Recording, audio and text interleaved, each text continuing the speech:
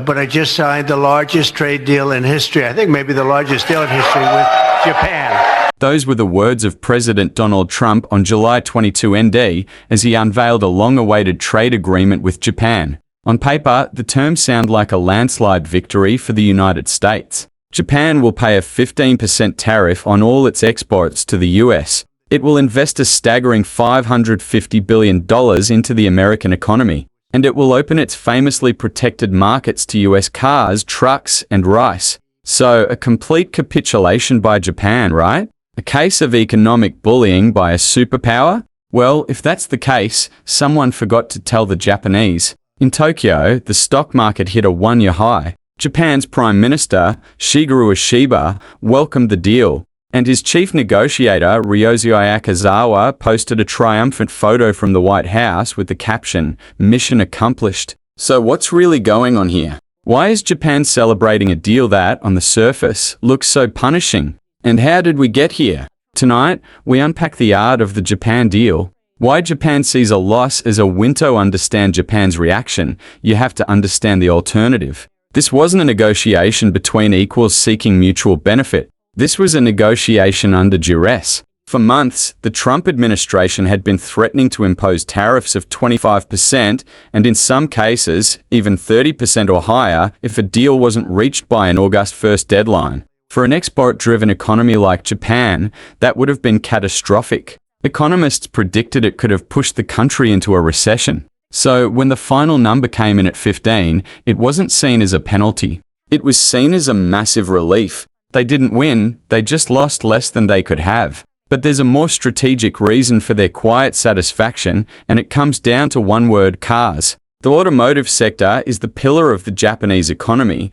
and auto exports to the US are its lifeblood, accounting for over a quarter of all shipments. The deal sets the tariff on Japanese cars and auto parts at 15%. That's a big hit, but here's the crucial part: other major auto exporters, like those in the European Union, are still facing a 25% tariff. Suddenly, Japanese cars have a 10 percentage point price advantage over their German and other European competitors in the American market. For Toyota, Honda, and Nissan, that's not just a win, it's a massive competitive boon secured without any caps on the number of cars they can export. This is why their stock soared on the news. Prime Minister Ishiba even boasted that 15% was the lowest figure among countries that have a trade surplus with the US. It's a classic case of finding a silver lining in a very dark cloud. If the final deal was essentially Japan choosing the lesser of two evils, why did they drag out the negotiations for so long? The answer lies in a mix of political weakness,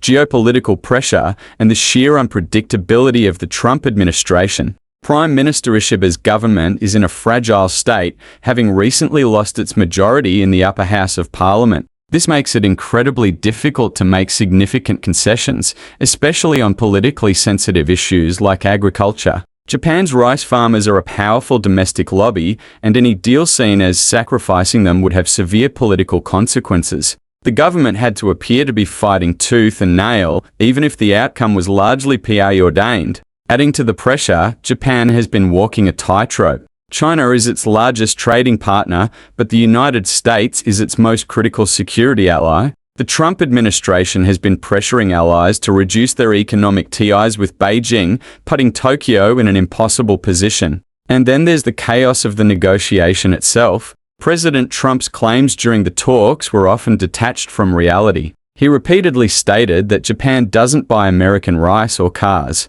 In fact, the US exported nearly $300 million worth of rice to Japan last year, and thousands of American cars are sold there annually. The amateurish nature of the process was perfectly captured in a photo posted by a White House aide. It showed a card on the president's desk outlining the deal's terms, with the investment figure of 400B crossed out and 500 handwritten above it. The final announced figure was $550 billion. It seems the final details of this massive deal were being worked out with a Sharpie just moments before the announcement. So much for long, hard negotiations. Faced with this level of unpredictability, it's no wonder Japan played for time, hoping for the least damaging exit possible. So how does this deal play out on the streets of Tokyo and in the American heartland?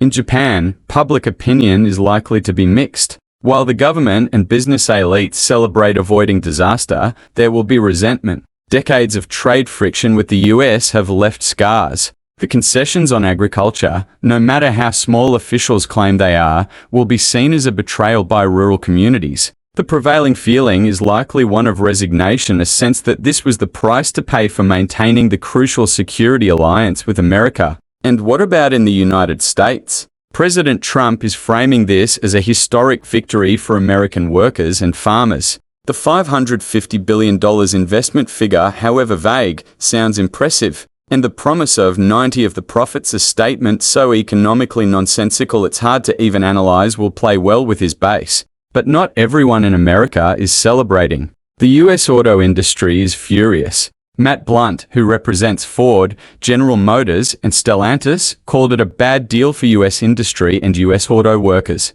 His argument is simple and powerful. Under this new regime, a car built in Japan with mostly Japanese parts will face a lower tariff 15 than a car built in Canada or Mexico under the USMCA agreement if it doesn't meet certain content requirements. In essence, the Trump administration has given a direct advantage to its foreign competitors over its North American partners and, by extension, its own domestic industry. It's a peculiar outcome for a president who ran on an America First platform. Ultimately, the U.S. Japan agreement is more than just a deal about cars and rice. It's a sign of a fundamental shift in global trade. This is not a free trade agreement in the traditional sense. Those are designed to reduce barriers and are built on mutual interests. This is an agreement born from threats and leverage. It's a form of managed trade where tariffs are not an obstacle to be removed, but a weapon to be wielded. The deal sets a powerful precedent. The European Union, South Korea, and other major exporters are now watching, knowing that a 15% tariff may be the new price of admission to the American market. So, who won? Japan's leaders masterfully spun a defensive retreat into a political victory, saving their most vital industry from a worst-case scenario. President Trump gets a massive deal he can brandish as a win ahead of an election. But the real story is more complex. It's a story of new economic distortions, of one American industry being played against another, and of a global trading system being reshaped not by rules and cooperation, but by power and coercion. The art of this deal may have been avoiding a trade war, but the peace it created looks fragile and, for many, deeply unfair. What's your take? Tariffs worth the pain or outdated policy? Drop a comment, like if you drive, and sympathize, and subscribe for more deep dives.